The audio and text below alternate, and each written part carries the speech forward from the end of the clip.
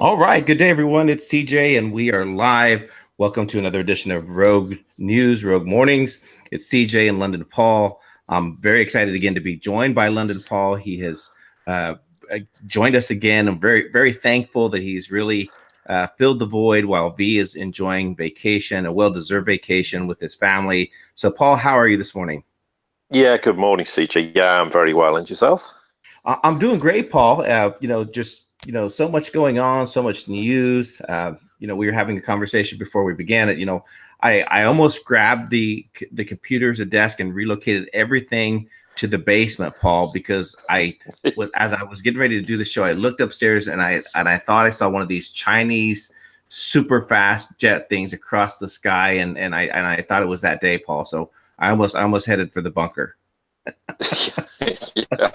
I mean, as much as before we came on air, we were joking about it, but yeah, we've had this history of this whole sort of Russophobic attitude towards Moscow and the Kremlin, etc. And of course, it's become more rabid in certain quarters since the whole sort of Mueller uh, Russia gate fiasco that's been seems to be dragging on for an hour. It's like some worn out soap opera. But what, of course, now has come out is there's this new Pentagon report that says is sounding the alarm over China's expanding military reach and is now saying the rival to American power is increasing its ability to send bombers further afield while likely training for strikes against the US and its allies. I mean, I'm not sure who they're trying to convince that this is a reality. I mean, it might be some veiled attempt to try to get Trump to increase military spending by another few hundred billion or something of that nature. But I mean, in all seriousness, yeah, China really. When did China last launch military action against any nation?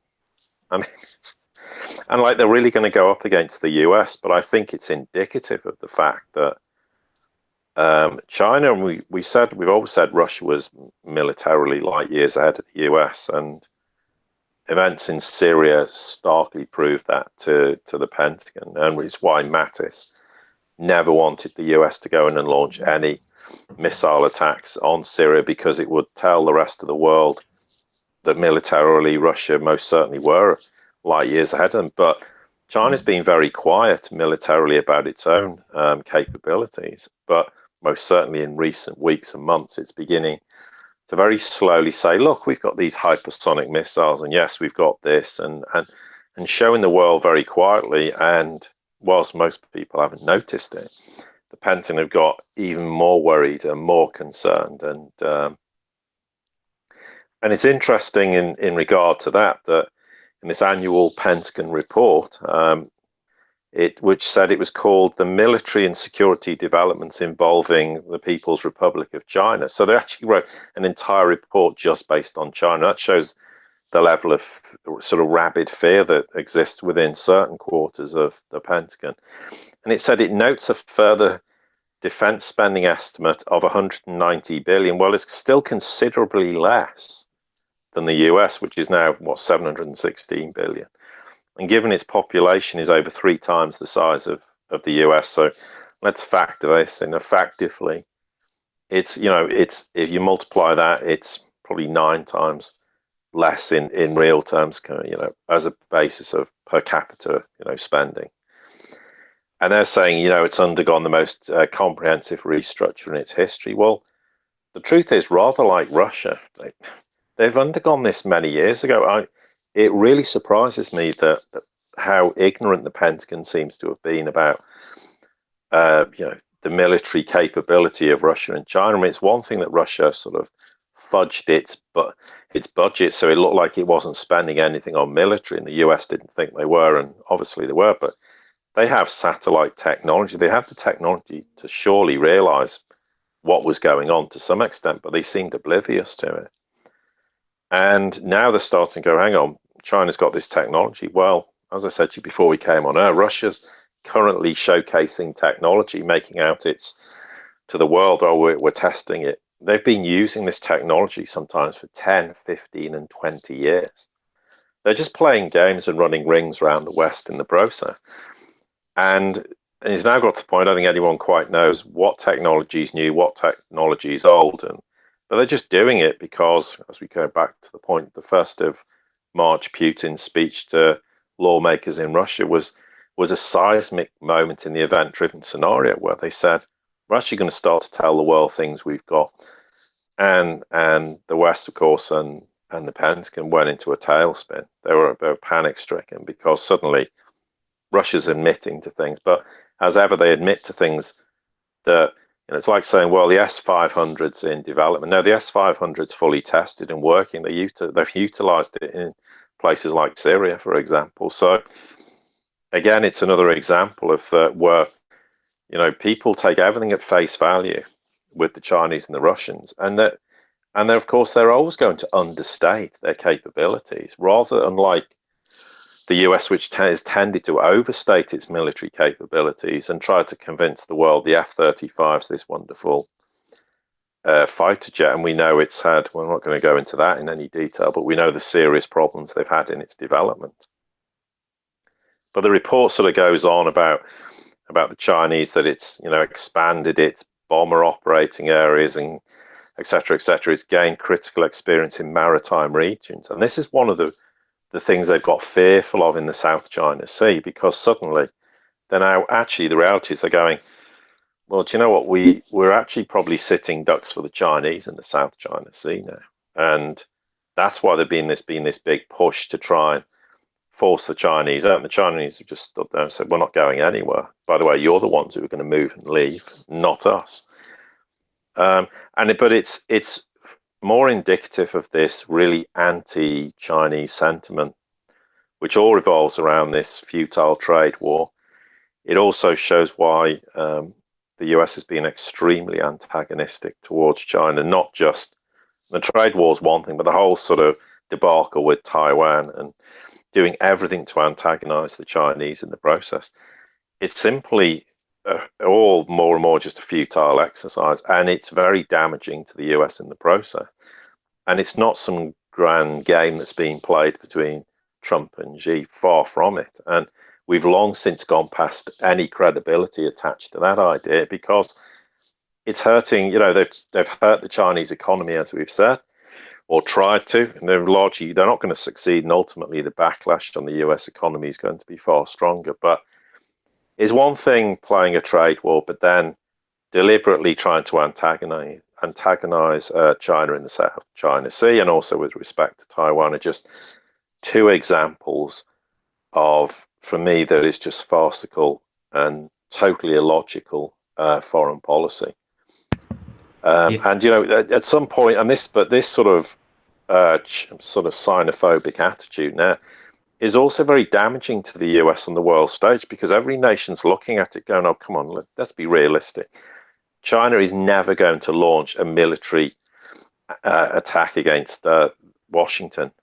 There's no one on this planet can seriously suggest that. So whatever the rationale is and the reasoning behind the Pentagon doing it, it just damages the US's credibility on the world stage. And I think that's really important that gets addressed, because it's something the Trump administration is succeeding in doing. Now, there can be reasons for doing that. And we're not going to get into the 12D chess scenario, but I think picking an argument with China, and particularly when in a matter of days they're supposed to be convening on these trade talks to try and resolve it. It's just, these are the sort of things China's going to sit there and go, well, if that's your attitude, what's the point in even coming to Washington and having a discussion? And already in that regard, Trump's basically said, well, if you don't do what we want 100%, then we're not having any trade talks. Well, no, that's not how you do business on a world stage. You might be able to bully someone in a sort of commerce and trade sense, but you don't try and bully China on a world stage and expect them to acquiesce, because they're not going to do that. Yeah, and here's the thing that people have to understand, Paul, is that the shift has occurred, and now we're witnessing the Pentagon, coordinate with the media to instill this sense of fear into Americans in regarding Russia and China. But I don't think people are buying it, Paul. I think people are finally waking up to understand, and this is why again, and we don't have to go into a conversation about it, while there is an attempt to shut down any type of counter opinions and counter narratives. So literally now China and Russia is now the new, ISIS and new Al Qaeda. We need to fear because they're ready to attack our shores, and be on the lookout. And this phobia that they're creating, and they do this time and time again. It's the same playbook. I understand why Zero Hedge picked this up. They've got a report on this. Hopefully they again, I think there should be some type of disclaimer anytime that we see this information coming out from the Pentagon. But I completely agree with you. I think Syria and that attempted airstrike where they were able to shoot the majority of those missiles completely out of the sky, and some reporting not even being able to function properly. That really made a lot of people nervous, and they're like questioning the abilities, technology advances of Russia, of China, and we know firsthand how disruptive that Russia and China was to Syria, and now we're starting to witness a little bit of that again in regards to the U.S.'s attempts for regime change in Iran as well, Paul. Yeah, and that's been another sort of serious problem, because we know from that, we don't need to labor the Iranian question too much, but we've said it many times that China economically will backstop Iran, and Russia will militarily. And picking this whole battle with Iran, and then unfortunately it's been framed in such a way that too many people, from my perspective, are seeing this as a victory against the cabal to get rid of the government in Tehran, when history shows quite clearly, way before any of this idea came into existence, how many decades have the cabal been trying to do exactly this same thing? So we're suddenly supposed to believe it's a completely different reason for doing it? Absolutely not. And the question everyone should be asking is, why is China? Why is Russia? Why is Turkey? Why is all of Europe? Why is nearly every nation on the planet? Okay, some companies are buckled and they're terrified of US sanctions, but the general consensus is we're going to back Iran. And so, I mean, the question is, people need to say, okay, why is this happening? And okay, you may think, well, Europe's still controlled by the cabal, that's why they're doing it. But why do you think China and Russia are doing it? And it is doing nothing to further relations between the US and China and Russia in the process. And it is deeply angering China and Russia what is going on in Iran, because walking away from the JCPOA, I think that the truth is the Trump administration went, oh, Iran will just capitulate in 5 minutes. They'll be begging us to renegotiate the JCPOA, and we'll look really strong on a world stage. And Iran have just said, we're not doing that. And history has shown, when has Iran buckled? Never. Why does it need to buckle? It doesn't. It has. And now, of course, the world's a very different place from the last 4 decades, because the multipolar world is alive and well, and Iran now has the support of nations that previously would never have had. Not from a lack of will, but a lack of capability to actually enforce that. And this is what's happening. That the blueprint was laid down with Russia back in 2014, when the US decided we're going to economically cripple Russia. And of course they failed. And all they did was encourage Russia to say, well, okay, you want us to de-dollarize? Great, we'll de-dollarize, because in the end, you're going to kill, the golden goose, so to speak. And every nation is just following that now, going, okay, well, if that's your idea to try and dictate and dominate and impose US hegemony, we'll just do exactly what you want us to do. But in the end, it's going to blow up in your face in the process. And yes, the world's different now, and there are different reasons why things are probably happening to some extent. But ultimately, it's very damaging to the US to follow this policy. I mean, yeah, they may not agree with the JCPOA, but I think a lot of it was because it was an Obama administration policy, and it was seen, well, we have to be seen to destroy everything Obama ever did. And I'm no fan of Obama, and I think the Obama administration was an abysmal failure.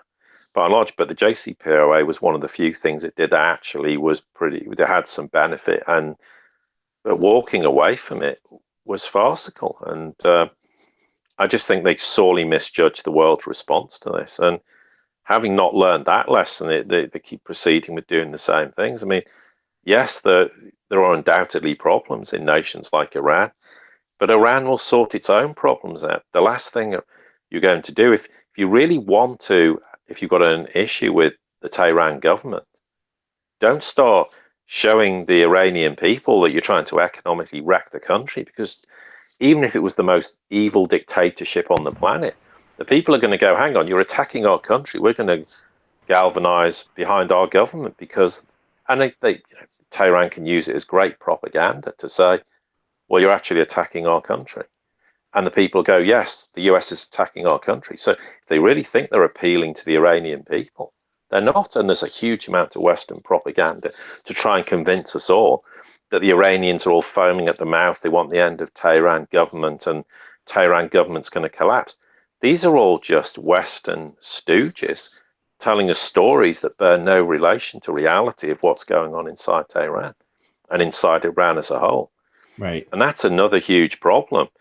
And I'm sorry, but there seems to be this idea that there's ideas being put about that this is why the Trump administration's doing things, and it's completely skewing people's perception of the reality of what's unfolding. And I have very serious concerns about that, because here's the point: if things unfold in a certain way in the future, as we anticipate they may do, or we more or less understand that's how it's going to work, at some point this could all backfire on Trump in a very bad way, and the people in America are going to go, hang on, we thought this was going to happen, this is why this was happening, and the Trump, well, you didn't deliver on this didn't turn out how we think. It's like the idea, the US will solve all its problems internally. Yes, eventually, of course it will. We're going to keep the dollar's going to survive, we're not going to have any of these economic problems, there's no issue. And there's a large amount of people who are believing that. Well, when that doesn't happen from the dollar economic standpoint, what's the backlash going to be with respect to Trump? And ultimately, it's shooting the US in the foot if this happens to Trump, because Trump at the moment is far and away the US's best hope of solving any of its major internal problems with the deep state cabal. And the risk is this will all end up having a negative effect and be damaging to Trump, and ultimately that's damaging to the future prospects of the US. And that's why I have concerns about the idea that certain events are happening for certain reasons.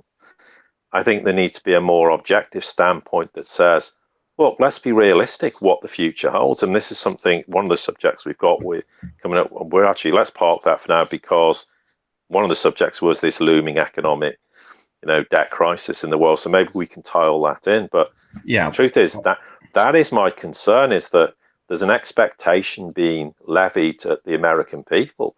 People are buying it. If it doesn't turn out that way, they're going to turn around and go, hang on, Trump didn't deliver this.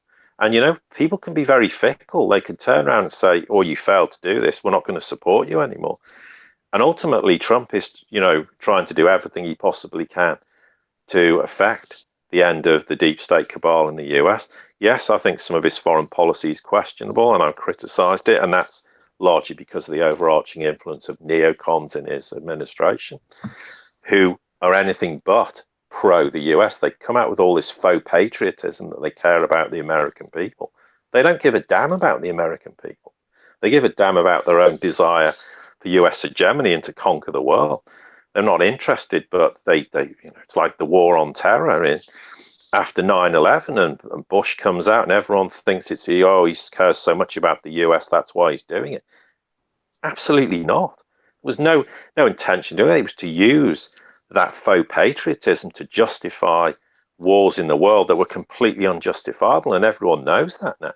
That the US spending trillions is one thing, but money's money, but the loss of innocent lives and people in the military who sacrifice their lives for nothing is far more of a concern to me. And then all the people who went there have come back with PTSD and who knows what else. There's no support for them, as you said rightly, and it happens in the UK as well. People in the military will often come out, they end up homeless. They have no life, they're given no support. So there's a lot of victims who haven't just lost their lives, but have paid a big price because of what they saw in a wars that should never have happened. And that's why I say I make these points very strongly, because I do fear there's a risk that this could blow up in this manner, and it will be ultimately very detrimental to the US as a whole. And that's what I care about. It's winning little battles and propaganda wars achieves nothing. There has to be a more tangible goal, which I don't doubt Trump's trying to achieve. But I think there needs to be a much more managed expectation of what is actually unfolding with respect to the dollar, and say, okay, look, there are these huge problems, and we're going to have to face some pain to get through it. But these are the reasons why we have to do it. But I get a lot of people sort of leveraging at me. Well, I'm sorry, this is nonsense. The dollar's not going to die, or oh no, there's a solution to this. That the dollar might collapse, but oh, don't worry, there's all this gold that doesn't exist, but no, actually it does exist, and there's all these amazing solutions that's going to solve the US debt crisis. Well, there isn't. Well, we'll put it this way: if there is, nobody's aware of them. Now, you can argue that someone might pull a huge rabbit out of a hat somewhere, but then we've heard a lot of these rabbits that are going to be pulled out of hats for many years, and none of them have come to fruition. I mean, I'd be very happy if there was an amazing solution to the US debt problem, because it would solve a huge amount of problems for the US, but in the process solve massive problems for the world in general. So we're all for hoping that is the case, but you can't live on the expectation of hope. And I think that's the problem. A lot of people have got a hope and a belief in something that isn't reality. Paul, we were warned about this efforts. We were warned about this literally 12 years ago, and everyone can Google it. I'm sure most of our listeners are familiar with it, but when you go back and you Google General Wesley Clark, and Paul, you probably have listened to this audio portion when he specifically talking about some of his meetings that he had, and he was going in and he was meeting with another general, and they're like, sit down, we got some news to share. We're gonna bomb, Iraq. And he's like, well, that's great. Did we find out that they had something to do with 9/11 with Afghanistan? No, we didn't, but we're gonna bomb Iraq. And in fact, we're gonna bomb 7 other countries while we're there too, with Iran being the end game. So yeah. And you mentioned some valid points in regards to Obama. So what we are seeing and witnessing is a policy that was drafted 12 years ago that is a continuation of the Bush doctrine, the Council of Foreign Relations, and their interventions. We all know that Iran was the target originally, because, correct me if I'm wrong here, Paul, but Iran has gained significant, influence. Iran has specifically been working hand in hand with Iraq in regards to their oil, and even selling of their oil, purchasing their oil from them, their efforts in Syria. And I want to be real careful, because I don't want to get labeled as un-American, because that's what's going to happen. We're like, you're not a patriot. You don't support our military, all this kind of stuff. But I mean, what I don't trust is the politicians that are making these decisions. These decisions that are based upon the expansion of the military-industrial complex in the Middle East. That is my fear, and that's what people have to understand. So when we see this propaganda that that China is preparing to put their supersonic bombers over U.S. skies, so be all this propaganda that comes out, and now we're witnessing firsthand what's happening with a NATO member like Turkey, and we're witnessing a major shift in alliances that are occurring. It's pretty eye-opening. And then also there's speculations now that Angela Merkel is not that I'm an Angela Merkel fan, but also that she is pivoting also more towards Russia and away from the United States, Paul. Well, I mean, how long have I think we've spoken, maybe even the first time I was on Rogue News, but I've spoken about it a long time before that a pivotal aspect in the destruction, apart from the death of the dollar, the biggest pivotal change is the Eurasian axis, and I coined it the Berlin, Moscow, Beijing axis. That's the backbone of the multipolar world, and it effectively straddles from Lisbon in the west, in Portugal, to Vladivostok in the east, and everything in between, and north and south. But a very pivotal aspect of that, of course, is Iran as well. And the rebirth of Persia, and I've written countless articles, and people can look on the website, we've talked about this countless times, is a key facet of that Eurasian axis. And in the process, it will change the whole map of the Middle East. And we have, by virtue of cabal action, we've seen new alliances born, and a lot of mistrust in that region is disappeared. We've seen, how long ago was the cabal-induced Iran-Iraq war? Now we see Iran and Iraq are working as allies together. And Iran has been supporting Iraq in getting rid of, is it Al-Qaeda, Daesh, who knows what other names these organizations exist under. But we've also seen how we had the failed coup in Turkey, and that changed. That was a seismic change where it saw suddenly nations such as Iran and Turkey talking to each other, and Turkey and Russia and China, and it changed the whole emphasis of the Middle East. But it's a sure sign of absolute desperation from a cabal perspective that they're seriously trying to stick it to the Iranians now. And as you said, Wesley Clark said it. If anyone wants to check it out, check it out. So tell me what's different from then to what's being said now. I mean, I don't see how it's any different just because during a different administration someone said something, but now, oh no, it's totally different now. It's not what it was. It's not what it used to be.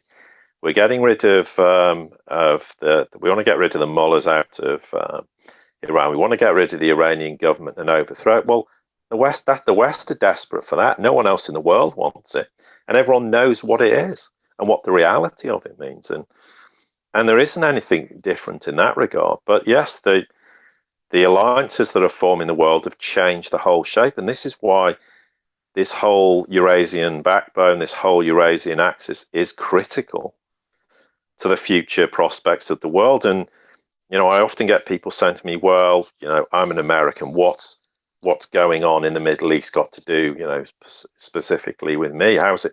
Well, it ultimately is having a huge influence on the future of the US in the process, because of all this big, huge shift, and because of all these new alliances, and because of the de-dollarization process. All these events are significantly going to impact the US in the future to varying degrees, not just economically, but in terms of relations, in terms of geopolitics. So that's why it is all hugely important.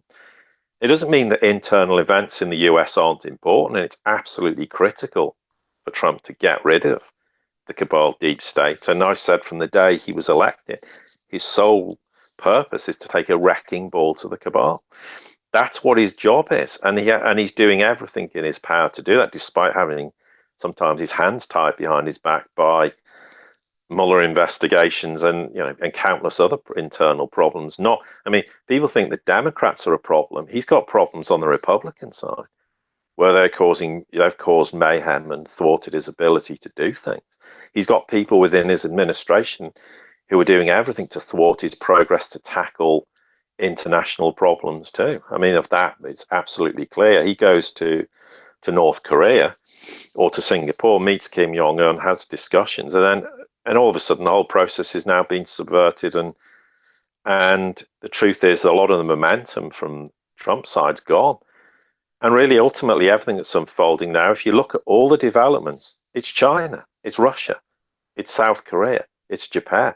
It's not the US. The US is not having any say in anything that's really happening in North Korea at this point in time.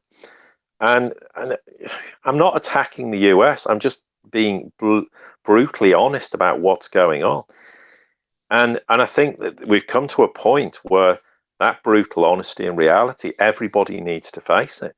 I know people might not necessarily want to hear this, and sometimes people get very upset when I say it, but I'm not saying it because I'm attacking the US. I'm saying it because this is a major problem. And I want it to be dealt with before it gets out of hand and causes even more damage to the US in the process. Because, it's very easy. I could just say, well, who cares? I'll just agree with this consensus because a lot more people are going to follow me, a lot more people are going to subscribe to me, and a lot more people are going to like what I'm saying. But then I'm not being true to the reality of what's happening. And the truth is, the US has big problems, externally as well as internally. And if this narrative is being shaped to convince everyone that, I mean, I have people contact me going, "Oh, I'm hearing there's going to be these big, huge changes in the next few days." No, there isn't going to be big, huge changes in the next few days. There probably isn't going to be any big, huge changes in that regard. It might happen this year. Who knows? It may not happen till next year. It may not happen till 2020. There is no time scale put on this. And people need to ask themselves, how many times do they keep being told, "Oh, this is going to happen in a few weeks. No, next month, next year. No, November, whatever." And it never happens. And people need to start Paul, saying, it's actually this Saturday. No, I'm just kidding. You go ahead. Go ahead. I'm sorry. Go oh, ahead. that's going to wreck my weekend. But there's a reality to I think people need to start saying to themselves, look, let's look at the track record of people saying what's happening and how that's actually unfolding, as opposed to people who just keep making empty promises that don't deliver anything. Yes, there is a risk. We don't know. I don't know when. I get told. I've heard dates. I mean, to be honest, I got told 2 or 3 dates of this year when, or not dates, but periods in the year when things might happen. And I went, well, I'm not going to discuss that because I can guarantee more than likely it won't happen. And it hasn't happened because it's not time driven, it's event driven. I know people get sick to death of me saying that, but I say it because that's the reality. And there are dominoes flipping all the time. And ultimately there will be some dominoes that will flip and that will bring about this change. But I have people saying to me, well, when's the global currency reset happening? What global currency reset? That's not what the reset's about. The reset's been happening now for about 2 years. All these things we talk about are part of the reset. The reset's not, there's a certain culmination of types of events that will be a big indication that some big, huge dominoes flip. But there isn't just one single event that is part of the reset. The reset is the death of the dollar. That's part of it. One other part is the reestablishment of sound monetary policy with gold, silver. Part of the future is asset-backed cryptocurrencies. Boy, did the amount of stick and grief I took for daring to question Bitcoin and saying Bitcoin's going to blow up as soon as you have paper contracts, the price of Bitcoin is going to get smashed to pieces. It went from 21,000. It's around 6.5 at the moment. That's exactly what we said, and I got a load of grief for saying it, but it's proved to be true. And that's what we're here to do, give reality. There's people I know who acted on that reality, got out, and were very glad they did, because they've saved themselves a fortune and made a large amount of profit in the process. Now, I'm not here to make financial predictions, and that's not what I'm doing. I'm not in any way, shape, or form pretending to do that. But we say harsh realities because we know it's going to happen. And experience has told me with the gold and silver markets what the damage is done by the paper market. So it was inevitable. As soon as someone can trade Bitcoin in paper market, they're going to dictate the price. They're going to drive the price whichever way they want. And it was inevitable they were going to smash the price. And now what do we see? Everyone's being convinced, get out of gold and silver, they're barbarous relics, sell. Silver's going to crash to this, gold's going to crash to this. And someone told me, I can't confirm it, that major news outlets are trying to tell people to buy Bitcoin now. I don't know whether that's true. I've not heard it myself. But, and then once again, so people are being scared out of the future of monetary policy, which is gold and silver and asset-backed cryptocurrencies. They're going to be the backbone of the new financial system. That's part of the reset. And yet at some point there will be a reset in the gold and silver price. What exactly it is, I don't know. And really, I don't at this point particularly care about that. But if you want to preserve your wealth, look at ways of preserving it. And if anyone says to me the dollar's going to survive, well, why is its purchasing power being decimated? Even in the last 10 years, the last 20, the last 100 years, it's worth nothing. So if you think the dollar's got a future, well, ask yourself why its purchasing power is decimated. because it isn't, because fiat currencies and particularly world reserve currencies, have a finite lifespan. The dollar's overextended its finite lifespan. It really effectively collapsed in 2008, but they're keeping it in the ICU and keep trying to resuscitate it because they know once that's gone, it's game over for the cabal.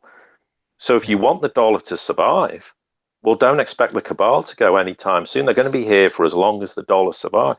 So if you want the dollar to survive, don't expect the cabal to disappear. You're stuck with them in perpetuity. But the reality is the dollar's going to die, the cabal's going to go with them, and the world can get on and de-dollarize, not have any more US cabal hegemony, and the world can start to become a prosperous place. Because as soon as nations de-dollarize and get off US hegemony, their whole economic prospects improve massively. And if you don't believe me, look at what's happened in Russia since 2014, 2015. There's your greatest example of economic reality and what Russia has done in that regard to change their whole economic prospects around. And they can thank the cabal, of course, for doing that. It took a bit of intervention from Putin to actually make that happen in terms of Russian central bank policy. But they've achieved it. The Russian economy is a lot stronger than it used to be, despite all the sanctions. Imagine if there weren't any sanctions, just how much stronger again potentially the Russian economy could have been. Okay, they've diversified and divested out of dollars and reshaped the whole economic model and in terms of bilateral trade as well. So they've offset a lot of that, but it would have been even stronger. So these are realities and we have to face them. And because not facing them isn't going to change the outcome. The reality is going to be the same. So I think it's far better, no matter what challenges you have to face, that you accept them and say, okay, what can I do to mitigate those problems and what can I do to deal with them? Yeah. Paul, what you Otherwise, said, yeah.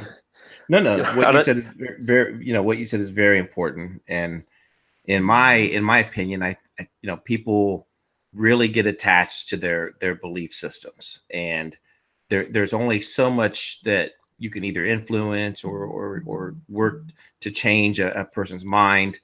Unfortunately, in today's society, we have lost the ability to really openly debate and discuss these things without getting labeled something, right? Like, oh, you're a racist, or you're a socialist. We're really quick to come up with labels. We've lost that ability. So I think here's what's important to me for our listeners is that you keep an open mind into different ideas, different perspectives, and then you have to evaluate those for yourself and for your family to determine what's right for you. And I get that. I'm very much the same way. Like, once I believe something or I'm convinced of it, someone has to work really hard to change my perspective about things. But I think that's just part of human nature. So what you said was just very important, is to assess things that are truly happening, the reality, taking a look at history. We know that monetary systems in regards to reserve currencies don't last forever. We know that the dollar has been severely abused the last several years. We know that we are a debt-ridden society, not only society, but globally.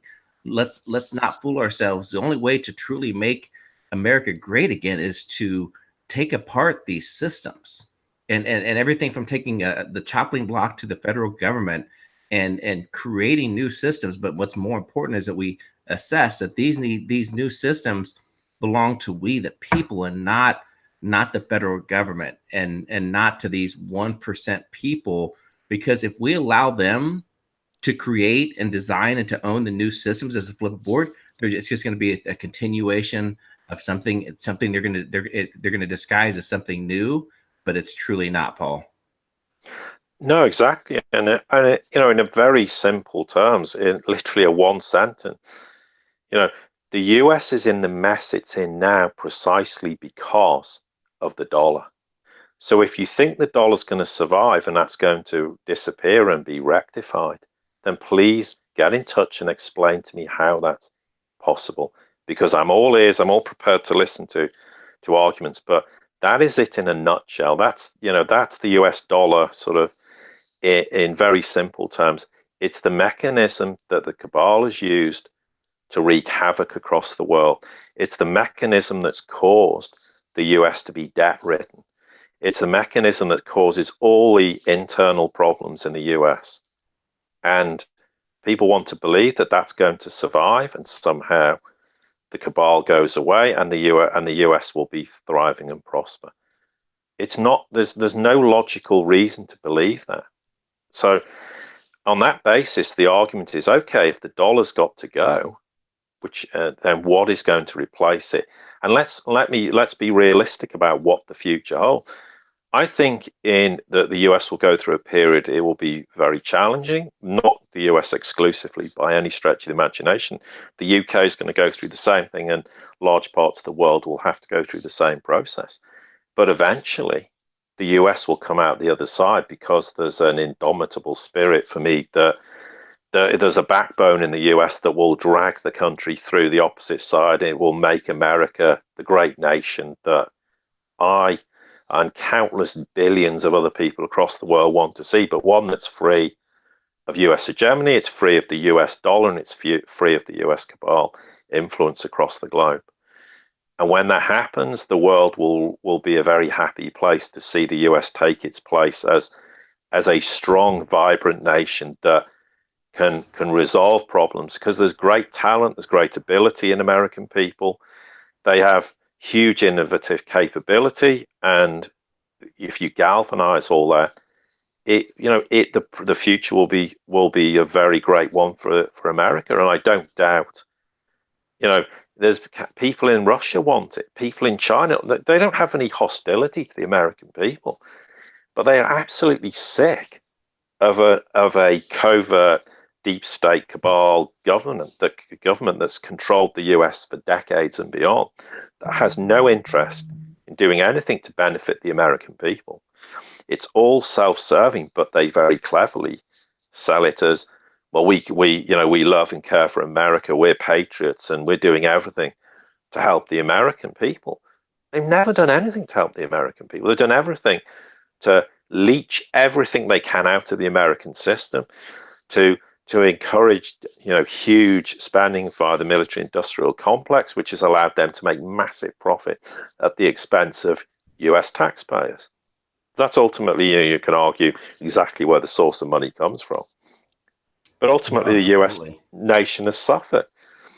And what are we seeing as a result of it? I mean, you're seeing, there's one topic we were going to discover, and maybe it might be a little bit of a tenuous link to bring it in, but it's the opioid crisis. Hey, Paul, real quick, which talks about you nailed it. You said some very important things, and I completely agree with you. That era of peace and prosperity for humanity globally, that's what we want. And I promise everyone, I haven't been popping too many CBDs or anything like that. But yeah, the era of peace and prosperity for humanity. There's a lot of hurt in the world, and I was looking forward to making a difference and going after those things. And what you said is so true. And I appreciate what you said about Americans and that American spirit that's alive and doing well. But the sooner that we start focusing on who the true enemy at the gate is, the sooner that we'll be able to achieve that. And you said something very important as well, is that in regards to taking a look specifically on the money and controlling the money and how that worked. And this is a perfect example of that, Paul, specifically talking about the opioid crisis gripping America right now. Yeah, I mean, there's statistics that came out. There was a report that came out. I think I sort of saw it in passing on Twitter, and I sent you the link last night and said, it's something we need to look at and discuss, because the report came out. I presume it's not just on Bloomberg, but it said, the opioid epidemic contributed to a record, 71,500 deaths last year in 2017 in America, and it was an increase of 6.6%. I mean, who knows, the figure's probably significantly greater, because they're only recorded. How many deaths are not recorded? Or, maybe people aren't aware that the death was caused by opiate, addiction, or we don't really know. And it refers to 3 states, North Carolina, Nebraska, and New Jersey, saw a 20% jump or more in drug overdose deaths. And And then it lists a whole bunch of statistics, which, people can go and check out themselves. But it's an underlying enormous problem. And it doesn't just exist in the US, it exists all over the Western world. The UK has huge drug problems, drug deaths, and it's not just, it's associated with all manner. It's not just obvious things like heroin, cocaine. A lot of it can be, people are on methadone. There's been huge deaths from methadone as well, usage. And the list goes on and on. And this is symptomatic of a society and a Western society that has some huge problems that it's not addressing.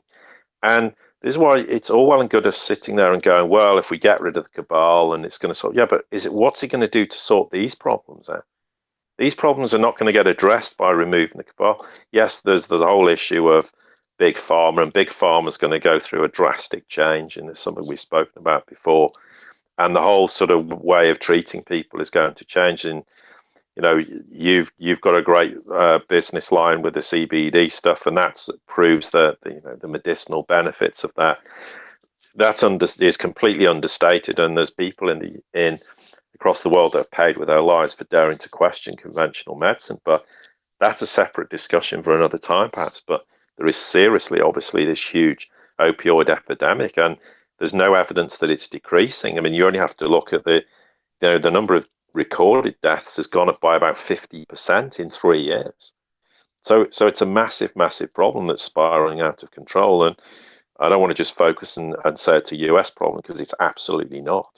It's a problem that exists in many parts of the world. It's something that needs to be addressed and dealt with. But the question is, why? What is the reasoning? Why have people become this way? Well, sometimes it can be for medical reasons, but it's often indicative of a society that, there's people become disaffected. They turn to drugs to try and it can be because of the life they've had. We talked about, the whole business with the abuse via the Catholic Church. There's people who turn to drugs for that reason, because they're trying to bury pain in their lives that they can't deal with.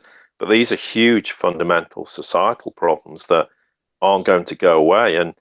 And in fact, the risk is that when we go through this huge change and this huge sort of paradigm shift comes to a conclusion, we're going to see a lot more people with opioid problems and turning to drugs, because they're not going to be able to cope with the big changes that are going to happen, because their comfort zone in the world they believe to be true and real is going to be ripped out from under them. And what are they going to turn to try and deal with the fallout of that? So the risk is that it's going to be an ever increasing problem, and there's many things that need to be done to address that, not just how pharmaceutical companies should actually conduct their business, but also how the medical profession deals with things, and how society as a whole treats people with opioid addiction. And also, how do we go about, in a societal sense, to try and address the problems that are causing this and why people turn to them in the first place? So it's a massive, massive problem that's clearly still spiraling out of control. And for me, I think it's an important aspect of things that no one's really even began to address. So, and maybe that's because simply there isn't enough, a bandwidth at this point to know how to address this. But at some point, it's a big problem that's going to have to be addressed. Yeah, we want to pat ourselves on the back because we can throw more money at it, Paul. That's what our legislatures want to do. We want to pat ourselves on the back and say, look at this $1 billion funding that we're throwing at all these clinics and these treatment centers, because we feel good about that decision. We don't want to face the tough decision. We don't look at the root cause analysis and then determine best outcomes. And when you look at this manufactured crisis, and I call it manufactured crisis for a reason, is because we know that this was a completely manufactured addiction based upon the marriage of big pharma and the government, where the federal government, the DEA, pretty much, I mean, it's probably a whole show conversation where they systematically signed off on quadrupling the supply of these opioids available in the open market. I spent 15 years in the big pharma industry, firsthand witnessed the addiction that took over, the amount of pharmacy robberies where people were coming in and robbing the pharmacies just to get the Oxycontin, get these drugs out. This is a complete manufactured things. And a lot of these drugs, Paul, they're so strong, they were intended solely for, life-ending hospice type scenarios for end of life, treatment. They were never intended for not recreational, but for pain management. That, oh, you came out of back surgery. Here's a prescription. This is a true story. Was it last October, the October before? I actually had a pretty significant surgery. And I told the doctors, I said, I don't want opioids. I don't want any of that. I want just strictly over the counter. Give me Advil, give me Tylenol. I'll get my CBDs once I get home for my pain management. Yeah. Lo and behold, Paul, whenever I'm signing out of the hospital, you want to know what prescription was actually in my prescription bag that they gave me? It was for Oxycontin. It was for a medication when I specifically asked not to have it. They're handing these things out like candy, Paul, like candy. And they wonder why this is happening. It's a failure of accountability. I know there's a lot of states that it's something I'm very passionate about. There's a lot of states that have launched legislation or launched lawsuits against these manufacturers, creating this crisis. I really it really burns me that the governments are counting on the American taxpayer to bail out the big pharma industry that created this issue, the medical industry that created this issue with this addiction crisis that was completely manufactured by big pharma and by overprescribing. I mean, it truly is, and they're the ones that should be footing the bill for the majority of this, not my family and not everyone other listeners on this with our tax money, Paul. Absolutely. And you know what? I totally agree, and it galls me. Exactly the same. I do. It really, and I can't describe how much it annoys me to see people. Yeah. Maybe we should join in sometime and let rip. but the truth is, of course, what caused all this whole sort of opioid addiction was the US went in to Afghanistan, and what happened was a massive increase from that point in time in opioids entering the US system. And what have we seen? Opiate addiction has gone through the roof since that point.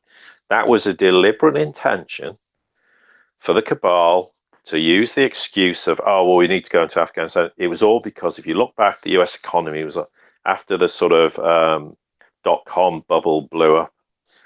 The US economy was floundering. Look at the statistics after the US went into Afghanistan and what happened to the US economy. It was buoyed by narco money. It was buoyed by a narco trade. And what did they do?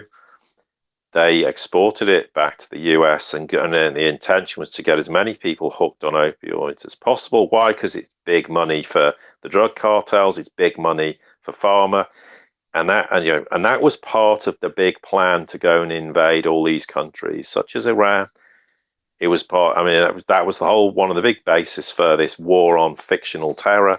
So they could go into any country on the planet and do what they want. And that was one of the big reasons to go into Afghanistan, because it has a huge, opium trade, which actually, ironically, the very people they were trying to accuse of trying to remove were the people trying to destroy the poppy trade in Afghanistan and burning the fields. And we've all seen those iconic pictures of not just necessarily US, but NATO personnel guarding poppy fields. That they're not fake, they're real. And this is another contributory factor to a major epidemic that's spread not just in the US, but across Europe, because of course the narco drug lines don't just end up in the US, they end up all over Western Europe and elsewhere for that matter. And that was a deliberate intent.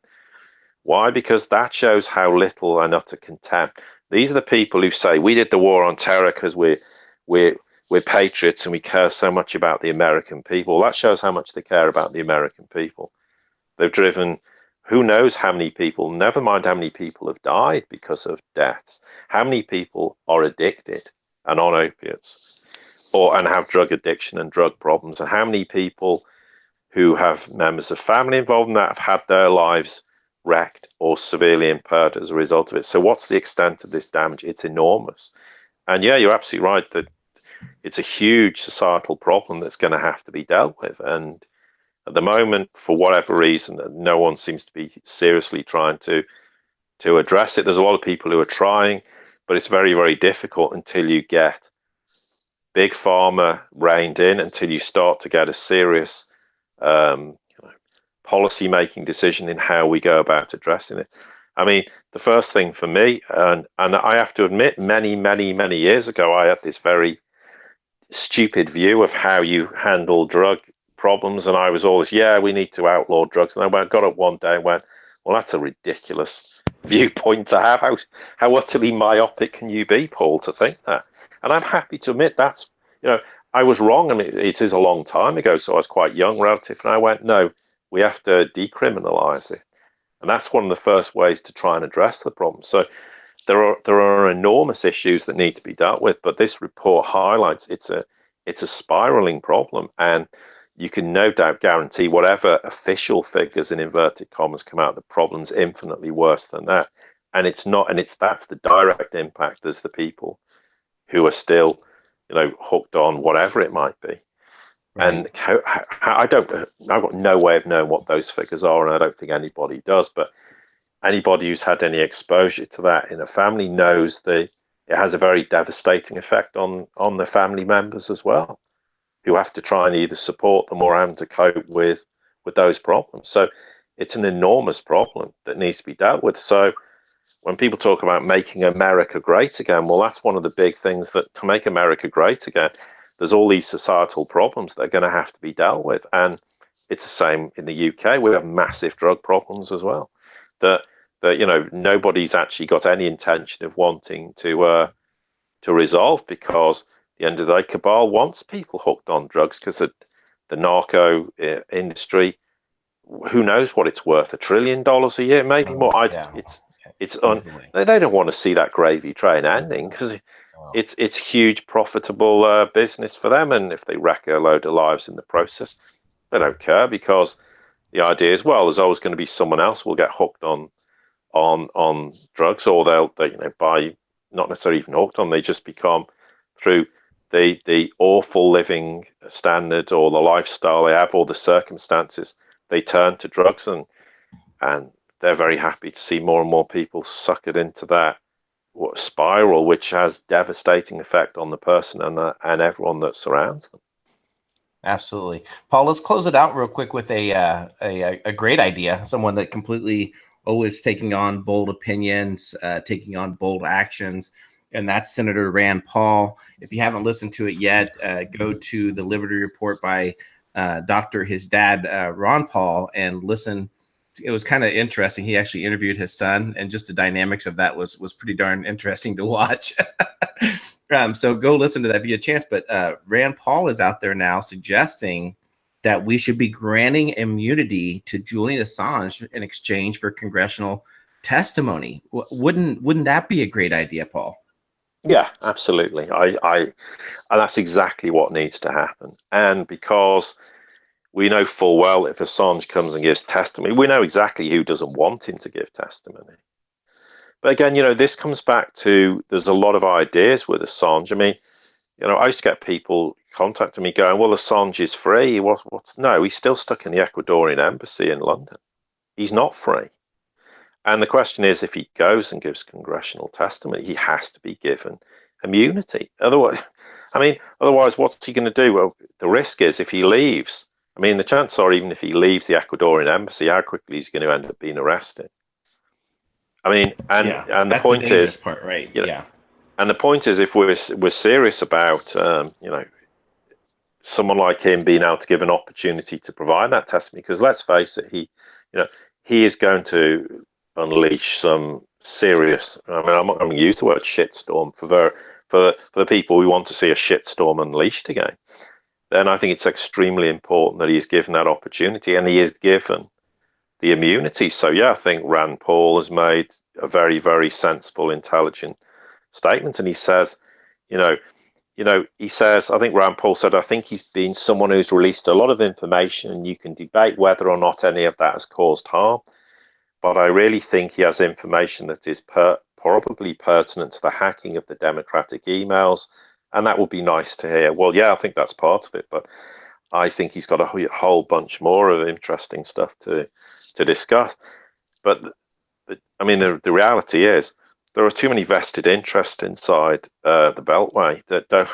The last thing they want is Julian Assange having congressional testimony that's going to, well, probably would vaporize the Mueller investigation for starters. Never mind the other damning evidence that he's likely to release. But yes, it's a very sensible, pragmatic statement, and I think it absolutely has to happen. But he has to be given that assurance, because if he doesn't, I don't think he'll ever get as far as having the opportunity to have congressional hearing Well, if he isn't given that immunity.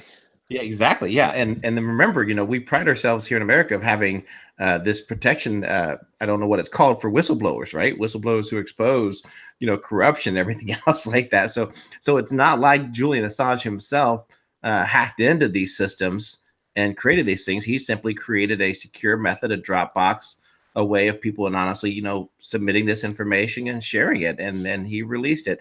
And I don't think there's been anything to date that Julian Assange has published, Paul, that he's had to redact as false or not accurate. So if all these mass surveillance programs of the corruption in the DNC, all this information needs to come out to show specifically, think of how much time and money that Julian Assange could have saved American taxpayers. Think of how much money has been wasted this year on this entire not Comey, what's his name? I just lost my train of thought, Paul. What's Mueller. his name? Yeah, Mueller. This whole investigation, everything going on. The last 2 years that we've wasted on this, we could have just asked Julian Assange, hey, what happened here? And given him immunity. And again, I think that he should be given a Nobel Peace Prize for his efforts of exposing everything that we already knew, that everyone with the tinfoil hats on, that we already knew this stuff, Paul. Yeah. I mean, well, the thing is, of course, Congress does have the authorization to grant immunity to witnesses who testify effectively on Capitol Hill. Therefore, prosecutors can't, in any way, leverage anything against him. So, he can speak freely. I mean, and there's a good acid test. If people really think, there's big changes happening in the US, well, there's a great acid test of it. If Congress says, yeah, we'll give Assange immunity, then that's a great indication that the major changes are actually affecting some positive outcomes in the US, because we all know if Assange gives testimony, it's going to be we talk about all the other bombshell moments and things that we feel we're going to have some impact. Let's face it, Assange going testimony to Congress, that's going to be the biggest bombshell moment that has happened from a US perspective. It will overshadow everything that's happened previously. So, yeah, let's hope it happens. Am I optimistic it's going to happen? No, not at the moment. I mean, because I don't think there's any will in the Congress to make it happen, because there's too many people probably in the Congress who directly or indirectly are going, hang on, this is the last thing we need to happen. But if it does, that is, if you want an indication of big progress in the US, and all the indications that people keep being told all these things are happening, that is a big example of a huge change that would certainly, for me, be a great indication that the backbone of the deep state's been broken. But that doesn't mean I don't think it's going to be broken. I don't doubt it, but I just don't share the same perspective that other people have, that we're a matter of days, or in a week, or next month the whole thing's going to come crashing down. Right. At some point, the whole thing is going to vaporize, and it will be the end of the deep state cabal, and they'll be finished. But we need to see some solid evidence. Not, well, Peter Strzok's gone, that's a big indication. No, it's not. It's a welcome development, but it's not indicating anything of any significant substance. It needs to be something pretty huge to say, some huge big hitter, not some low, hanging fruit in cabal stooge getting prosecuted. It needs to be some big player whose head's on the chopping block, who is adjudicated, and the world goes, hang on, then you believe something massive's happening.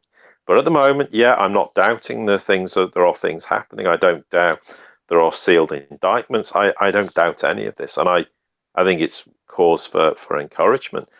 But again, it's managing expectations, and what I don't. I mean, I think Rand Paul, maybe he's doing it for that purpose, but you know, I think on that basis, if that came about, it would be a significant development, which I think would give people a lot of encouragement to say yes. This is a watershed moment where we're actually starting to see the deep state cabal dam breaking in a major way, and it remains to be seen what's happened. But it's not the only possibility. There are lots of other huge seismic developments which would indicate that, but thus far we're not seeing it. I mean, I think the Nunes testimony, I mean, that was pretty significant. It was pretty huge at the time, and everyone thought that was a dam breaking moment. No one even mentions it anymore. It's like it was never said. Right. And Nunes was largely seems. I mean, I don't follow everything that happens, but correct me if I'm wrong. But he seems to have sort of gone very quiet in recent weeks and months. I mean, he's made huge efforts, and I applaud for the things he tried to do. But has it resulted in anything? No. So there's a lot of manana, and at the moment there isn't the substance to back that up. But at some point, I think we will see some substance, and that could happen today, tomorrow, next week, next month. But let's not get drawn into believing in dates, because dates come and go and people get frustrated. And the worst aspect of that is you try to wake people up to the reality of things. You're trying to say to them, look, there's all these things happening. But by the way, we're going to have this event happening in next week, next month. And when it doesn't happen, they just switch off and go, oh, that's a load of rubbish. I'm not going to listen to that anymore. This is just conspiracy theory.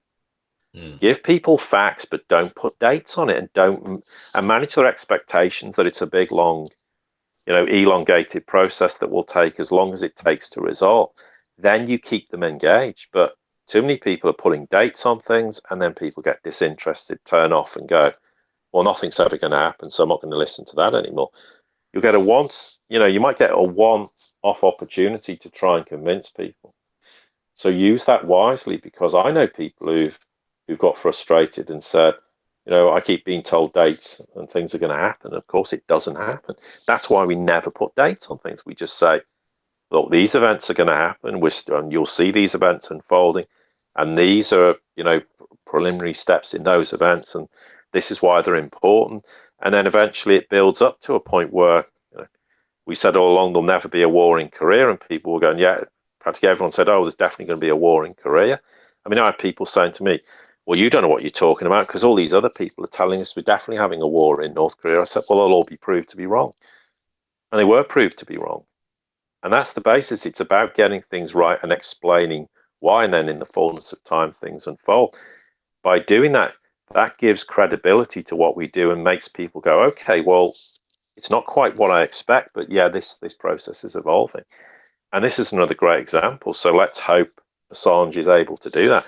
But at the moment, I'm not optimistic. And I think I'm not optimistic because I don't think even Assange is necessarily going to believe that that's a reality. Although, to be fair, people have been asked to comment on this and they've not dismissed it, but they've just not commented on it. But someone comes out and says Congress is going to give him immunity. That'll be a wonderful development, and something that gives us a lot of encouragement that we're making more steps forward in terms of this whole process of, as Trump beautifully said, draining the swamp. Absolutely. Absolutely. Paul, thank you so much for joining today. Really appreciate it.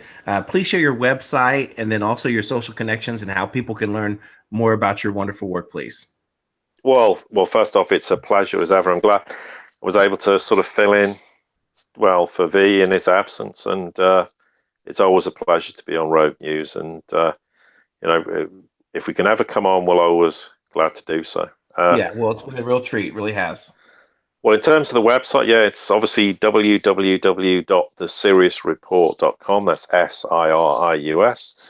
We have a Twitter presence, we have a rapidly diminishing Facebook presence. We haven't really bothered with it, and to be honest, I'm not sure it serves any real purpose anymore. But yes, we have the website. There's a lot of free material, and yes, we have the subscription-based podcast, which is $4.75 a month. You get 5 podcasts equivalent every week. It's around about 100 minutes, and it's very densely packed information, and it's stuff we don't cover anywhere else. And to put it in context, we've done 5 podcasts a week equivalent for every week of this year. We have not had a single week's break from doing it. Even when we went away and went to places, we still carried on doing it. So we have a strong commitment to do this. And we do it because it's important to get the truth and reality of what's unfolding, even if it's not at times what we want to hear. But I'd rather know the reality rather than believe in something that may ultimately be a reality. But we need to manage expectations, because all of us can get very demoralized very easily. And that's why people have said to me, how do you keep going? Why do you keep doing this? You seem unwavered in what you're doing. And it is because I stick to reality. So, and that's the only way. If I started to believe in things that weren't, a reality, I'd get quickly very despondent, because I go, well, it's not happening. And despondency is very contagious in that regard. So we just stick to it. And that's exactly what Rogue News is doing. So at times, equally, we'll discuss things that may not be what people want to hear, but it's a reality. And, for me, without laboring the point a million times, that's what we need to focus on. And that's what both of us are doing, and countless other people are doing in the process. And that's why the alternative media is very important, because it gives you a realistic perspective of what's unfolding. Absolutely. Very well said. All right, everyone. Thank you so much for listening in. Please like, share, subscribe, leave comments in the comment section. We always read every one of them. May not reply. I need to get better about that. But thank you for listening to those. Really appreciate it. Everyone have a terrific weekend. Stay safe. This is CJ, London Paul signing off. So take care, everyone. Thank you so much, Paul. Pleasure.